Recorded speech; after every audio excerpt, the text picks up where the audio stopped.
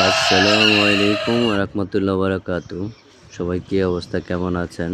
Raisa agro farm থেকে আবারও চলে আসলাম আরেকটা জিনিস দেখানোর জন্য। আমার আরেকটা শেড আছে মুরগির ফার্ম, আরেকটা শেড, তাই এটা একটু ভিডিও করে নিলাম।